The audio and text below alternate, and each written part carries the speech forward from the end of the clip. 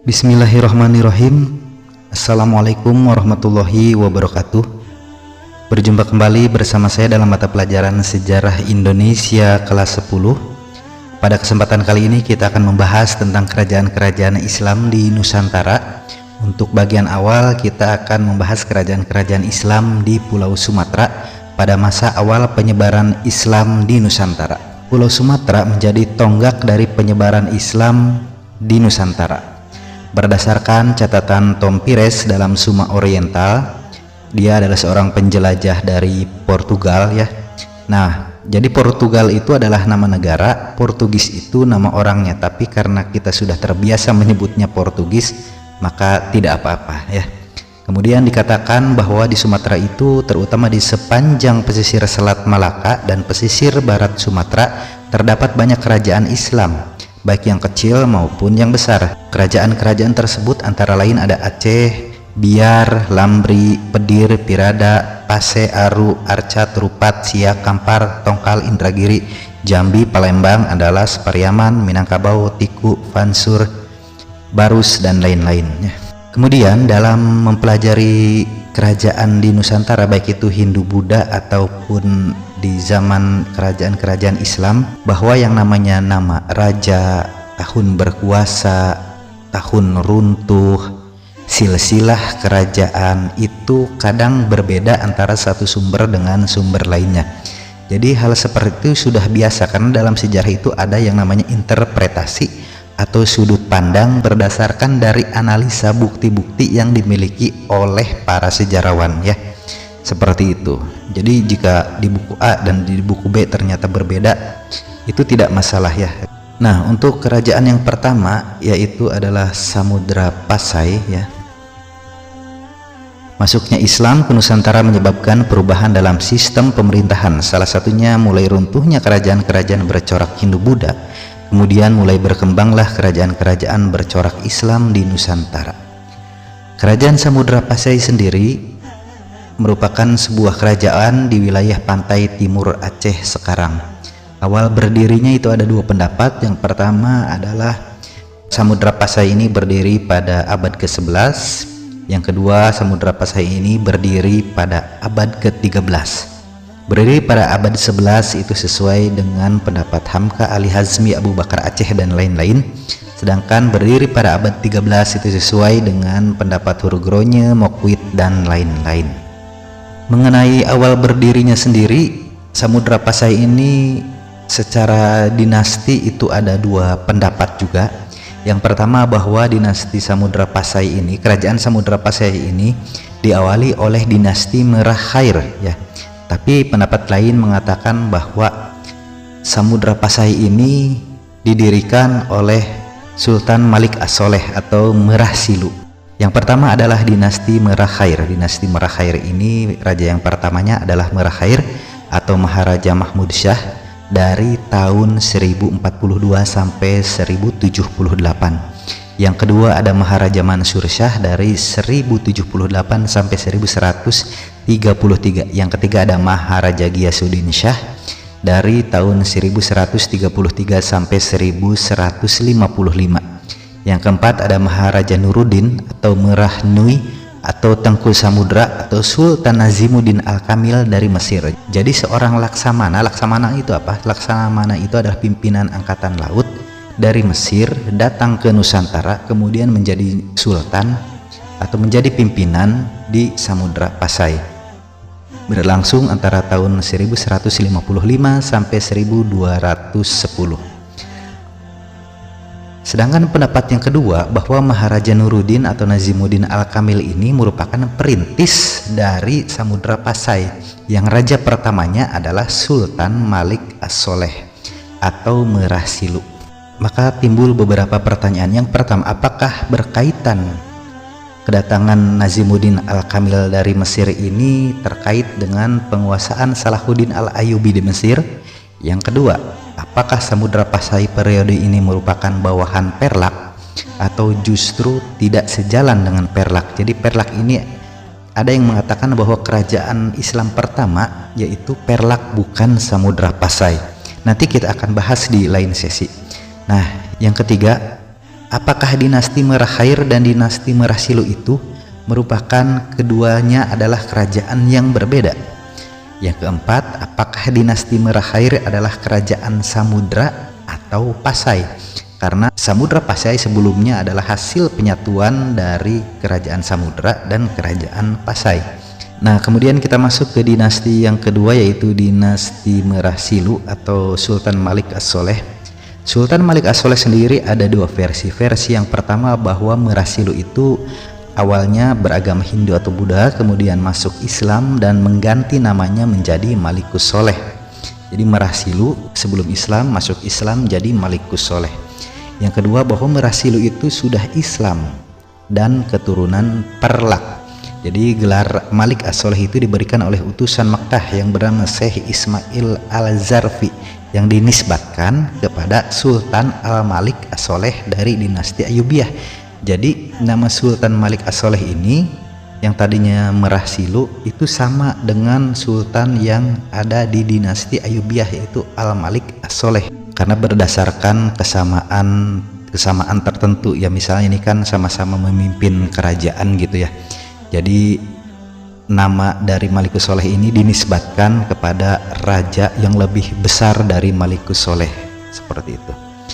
Nah, pada zaman Malik As-Soleh itu menikahi putri Perlak, yaitu Putri Ganggang Sari. Jadi wilayah Perlak bisa dikatakan berada di bawah kekuasaan Sultan Malik As-Soleh pada saat itu.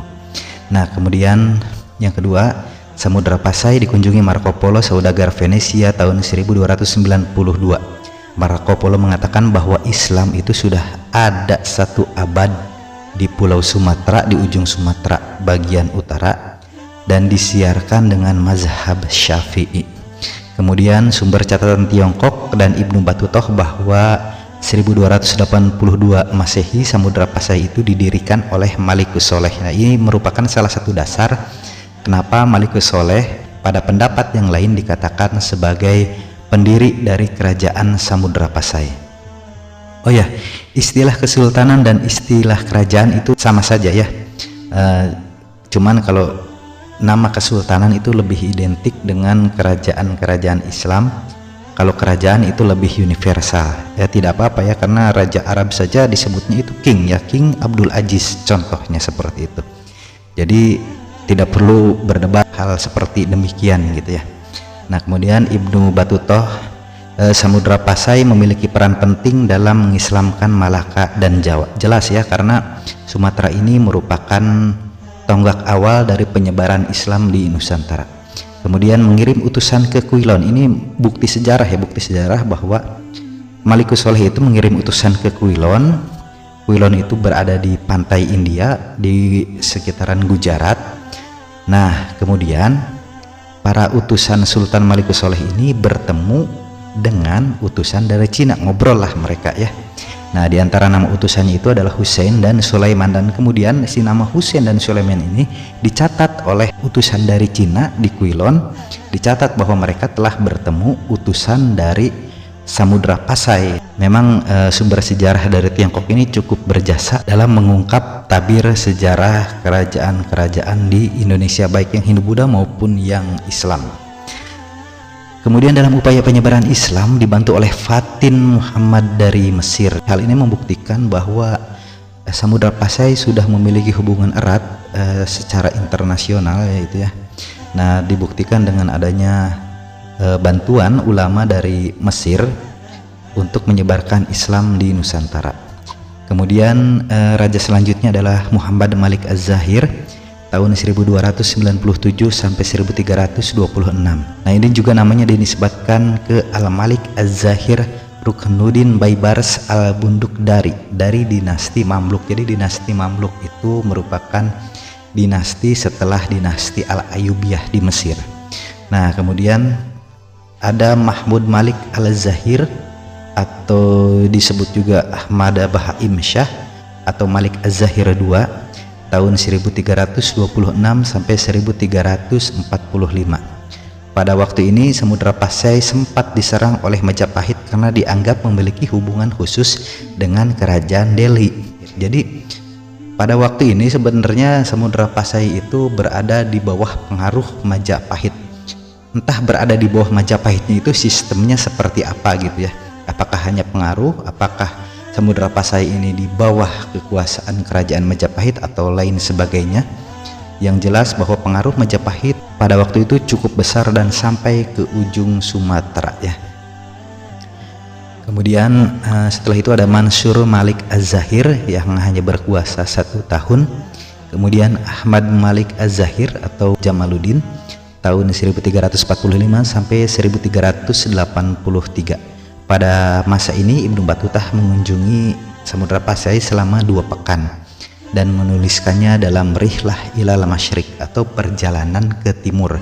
Jadi kalau mitologi Cina ada perjalanan ke barat ya, Sun Gokong dan kawan-kawan, Islam juga punya cerita perjalanan yang sangat hebat, yaitu kisah perjalanan Ibnu Battuta mengelilingi dunia ya, mengelilingi seluruh dunia ya.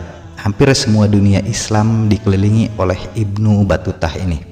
Bahkan beliau sempat tinggal di pantai barat India itu di Gujarat itu sekitar 6 tahun. Kemudian juga ada Zainal Abidin Malik Az-Zahir 1383 sampai 1406. Di sini merupakan masa kejayaan Samudra Pasai. Nah, perluasan wilayahnya itu sampai ke Kedah, itu sekitar wilayah Malaysia ya kalau sekarang. Hal itu juga tertuang dalam prasasti Penyetujuh Pasai Kedah. Jadi ada sebuah prasasti namanya Penyetujuh Pasai Kedah yang berisi tentang penguasaan Zainal Abidin Malik Az-Zahir di wilayah Kedah seperti itu ya. Kemudian Zainal Abidin juga mengirimkan para ulama-ulamanya ya ke seluruh Nusantara termasuk ke Pulau Jawa. Yang dikirim oleh Zainal Abidin Malik Az-Zahir ini diantaranya adalah Maulana Malik Ibrahim dan Maulana Ishaq ya untuk ke Jawa.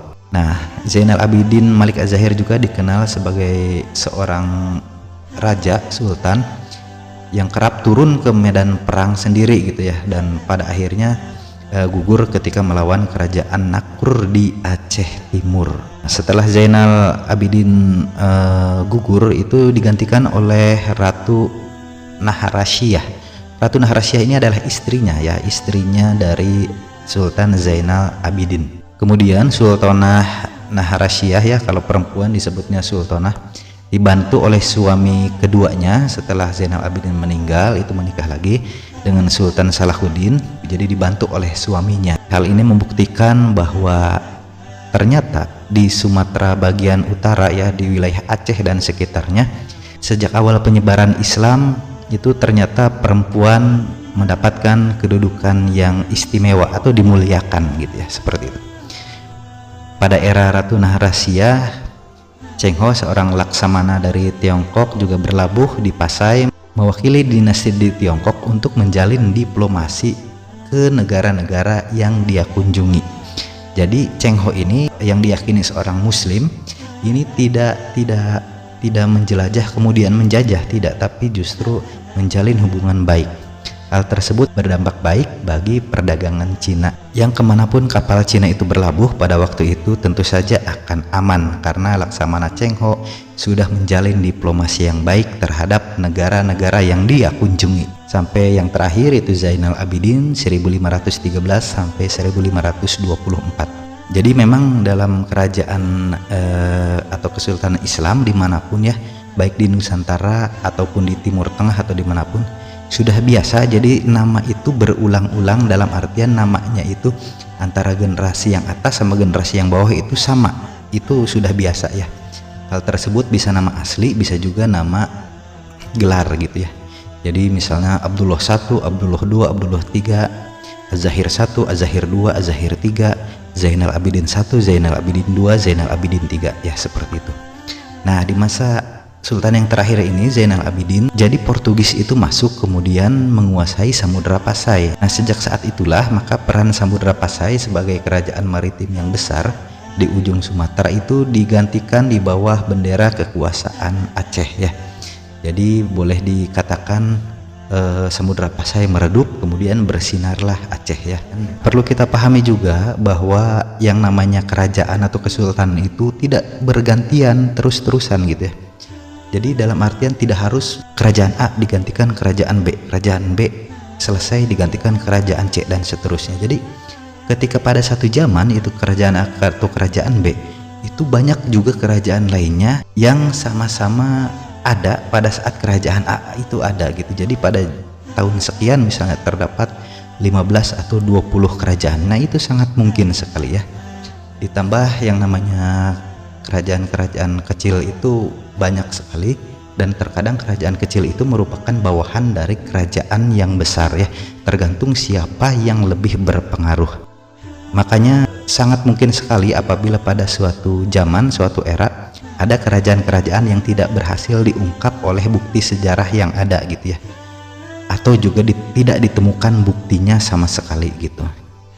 Ketika suatu kerajaan tidak ditemukan bukti keeksistensiannya, maka kita tidak akan tahu ada kerajaan tersebut meskipun kerajaan tersebut pernah ada zaman dulu gitu ya.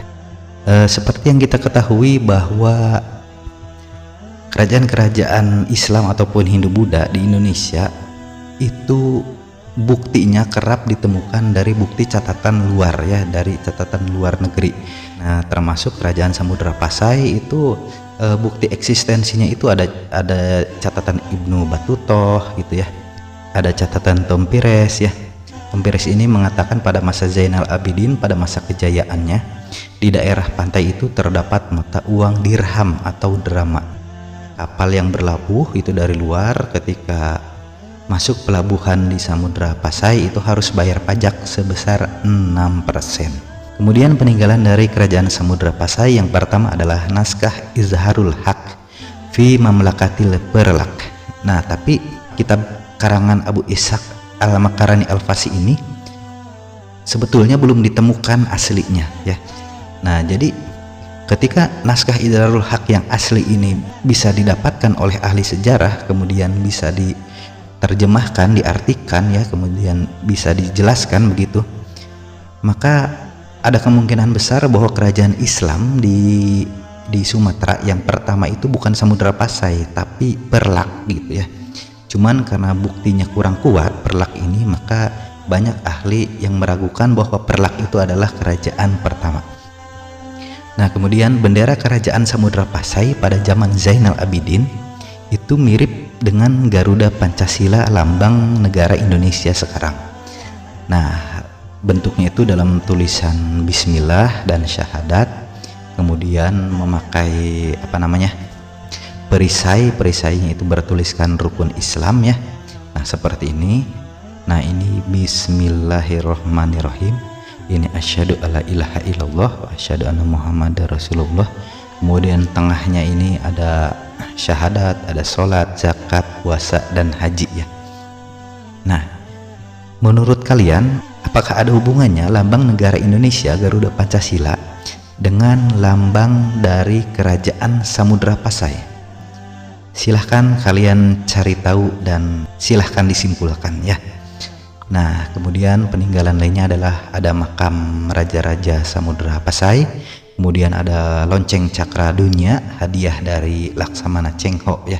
Kemudian juga ada surat Zainal Abidin kepada Kapten Moore. Kapten Moore itu adalah semacam pimpinan Portugal di daerah India ya. Kemudian bukti yang lain adalah ditemukannya mata uang dirham ya.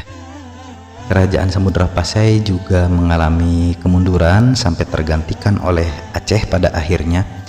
Apa faktornya? Yang pertama adalah kerap terjadinya konflik internal.